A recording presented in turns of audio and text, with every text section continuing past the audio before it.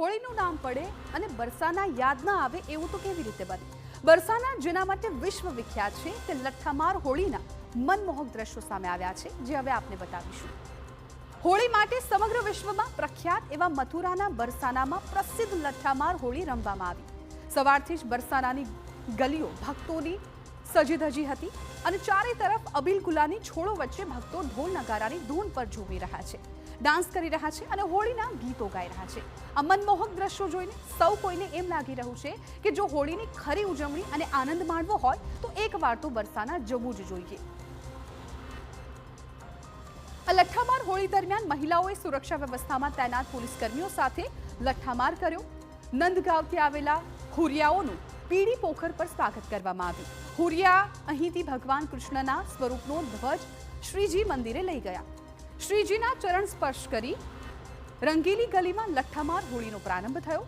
હોળી જોવા અને રમવા માટે 20 લાખ શ્રદ્ધાળુઓ બરસાના પહોંચ્યા છે. તેમાં વિદેશી પ્રવાસીઓ પણ સામેલ છે.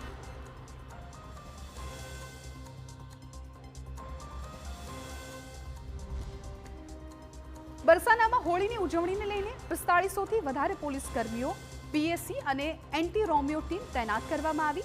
આ પહેલા રાધારાણી મંદિરમાં લઠ્ઠમાર હોળી રમાઈ હતી.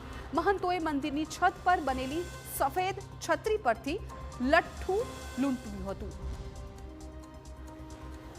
બરસાનાના રાધારાણીનું જન્મસ્થાન છે. લઠ્ઠમાર હોળીમાં નંદગાંવ એટલે કે શ્રી કૃષ્ણનું જ્યાં બાળપણ વીત્યું ત્યાંના હુરિયારા બરસાનામાં હોળી રમવા માટે આવે છે. કુંજ અને રંગીલી ગલીઓમાંથી તેઓ પસાર થાય છે. આ દરમિયાન ગલીઓમાં બંને તરફ ઉભેલી હુરિયાણીઓ લાકડીઓ મારે છે અને તેનાથી બચવા માટે હુરિયા ઢાલનો સહારો લે છે. આવી મનોરમ અને વર્લ્ડ ફેમસ હોળી જોવા માટે મોટી સંખ્યામાં પ્રવાસીઓ મથુરા વૃંદાવન પહોંચતા હોય છે.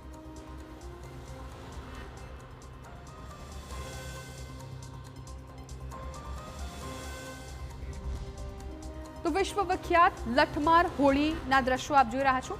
20 લાખ જેટલા ભક્તો આજે બરસાના પહોંચ્યા હતા અને આ હોળીના તેઓ સાક્ષી બન્યા હતા. જ્યારે પણ હોળી ધૂળેટીનો તહેવાર આવતો હોય છે, લોકો અગાઉથી જ પ્લાનિંગ કરતા હોય છે ખાસ આ હોળીનો આનંદ લેવા માટે, તેમાં સાક્ષી થવા માટે. ન માત્ર ભારતના પરંતુ વિદેશથી પણ અનેક ભક્તો આવતા હોય છે બરસાનામાં અને ત્યાં જ આ હોળીની મજા લેતા હોય છે.